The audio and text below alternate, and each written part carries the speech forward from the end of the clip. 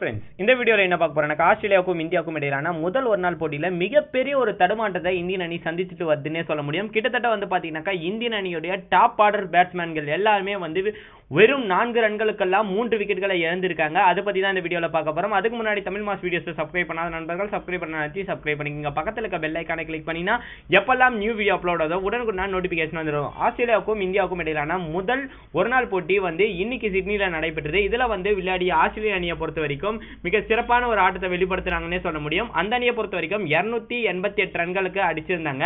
289 ரன்கள் அடித்தால் வெற்றி என்ற இலக்கோட இந்தியன் அணி விளையாட்டு வராங்க. ஆனா இந்தியன் அணியை பொறுத்த வரைக்கும் பாத்தீங்கன்னாக்கா முதல் பந்திலே வந்து ஷிகர் தவான் வந்து வெளியேறியிருந்தாரு. இதை தொடர்ந்து வந்து பாத்தீங்கன்னாக்கா இந்தியன் அணியோடைய மிக முக்கியமான ஒரு பேட்ஸ்மேனான விராட் கோலி அவர்கள் வந்து பாத்தீங்கன்னாக்கா இந்த மேட்ச்ல அவரும் வந்து விக்கெட் ஆயிட்டு வெளியேறி இருக்காரு. அதுக்கப்புறமா 51 ஆயிடு வந்து 2 பால் பேஸ் பண்ணி அவரும் டெக் அவுட் ஆயிட்டு வெளியேறி இருக்காரு. இதனால பாத்தீங்கன்னாக்கா 4 ரன்களுக்கு 3 விக்கெட்டுகளை இந்தியன் அணி இழந்திருக்குன்னே சொல்ல முடியும். இப்போதைக்கு நம்ம தல மகேந்திர சிங் தோனி வந்து களமிறங்கி இருக்காரு. இந்த மேட்ச் ரொம்பவே கிரிட்டிக்கலா போகுன்றதுல எந்த ஒரு மாற்று கருத்தும் இல்ல. உங்களை பொறுத்த வரைக்கும் இந்த மேட்சை இந்தியன் அணி ஜெயிக்கிறதுக்கான வாய்ப்புகள் இருக்கு நீங்க ஃபீல் பண்றீங்களா? அதை கீழே இருக்க கமெண்ட் பாக்ஸ்ல கமெண்ட் பண்ணுங்க.